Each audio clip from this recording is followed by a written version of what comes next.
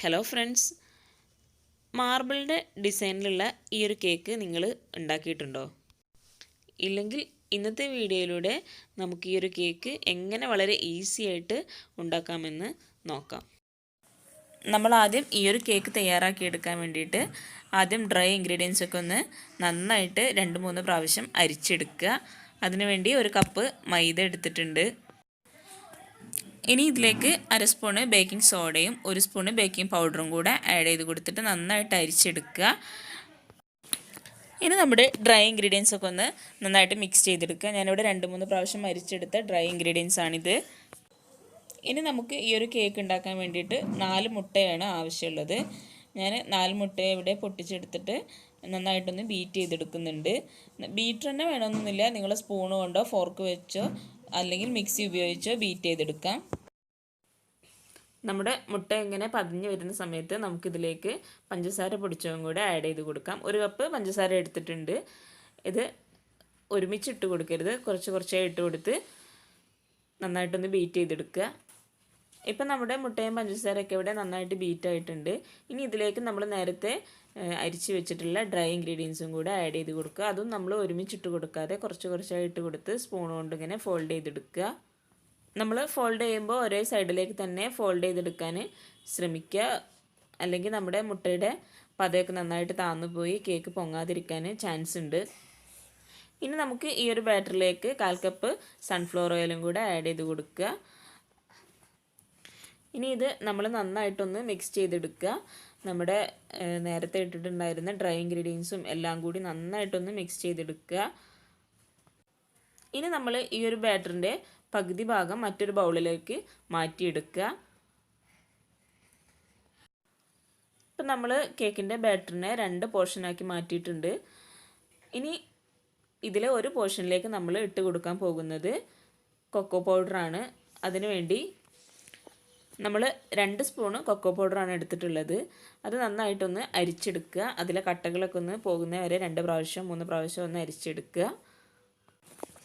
ഇനി നമ്മൾ അരിച്ചെടുത്തിട്ടുള്ള cocoa powder നമ്മൾ നേരത്തെ 2 പോർഷനാക്കി മാറ്റിയിട്ടുള്ള കേക്കിൻ്റെ ഒരു പോർഷനിലേക്ക് ഈ കൊക്കോ പൗഡർ ആഡ് ചെയ്ത് കൊടുക്കുക.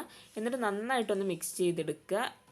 ആ ഒരു ബാറ്റർ കൊക്കോ പൗഡറിലേക്ക് നന്നായിട്ട് മിക്സ് ചെയ്തെടുക്കുക. ഈ ഒരു ബാറ്ററിലേക്ക് നമ്മൾ കൊക്കോ പൗഡർ ഇട്ട് കൊടുത്തിട്ടുണ്ടെങ്കിൽ നല്ല കട്ടിയായിരിക്കും ബാറ്റർ. അതിന് വേണ്ടിയിട്ട് 2 സ്പൂണ് പാലും കൂടെ ആഡ് ചെയ്ത് കൊടുക്കുക. എന്നിട്ട് നന്നായിട്ടൊന്ന് മിക്സ് ചെയ്തെടുക്കുക. അപ്പോൾ നമ്മുടെ ബാറ്റർ നല്ല കറക്റ്റ് പരുവമായിട്ട് കിട്ടും നമുക്ക്. ഇനി നമുക്ക് കേക്ക് ബേക്ക് ചെയ്തെടുക്കാൻ വേണ്ടിയിട്ടുള്ള പാത്രം 10 മിനിറ്റ് ഒന്ന് പ്രീഹീറ്റ് ചെയ്തെടുക്കുക. നമ്മൾ ഈ പാത്രത്തിൻ്റെ താഴെയായിട്ട് മറ്റൊരു പാത്രം എന്തെങ്കിലും വെച്ച് കൊടുക്കുക. ഒരു മൂടിയോ നിങ്ങളുടെ കയ്യിൽ എന്താണോ ഉള്ളത് അതൊന്ന് വെച്ച് കൊടുക്കുക. ഇനി നമുക്കിതിലേക്ക് ഓയിലൊന്ന് സ്പ്രെഡ് ചെയ്ത് കൊടുക്കാം. ഈ ഒരു പാത്രത്തിലേക്ക്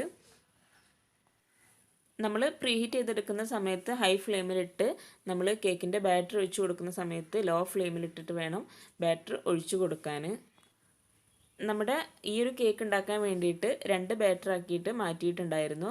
അതിൽ ഫസ്റ്റ് ബാറ്ററായ കൊക്കോ പൗഡർ ആഡ് ചെയ്യാത്ത ബാറ്റർ നമ്മൾ ആദ്യം ഒരു ഒഴിച്ചു കൊടുക്കുക.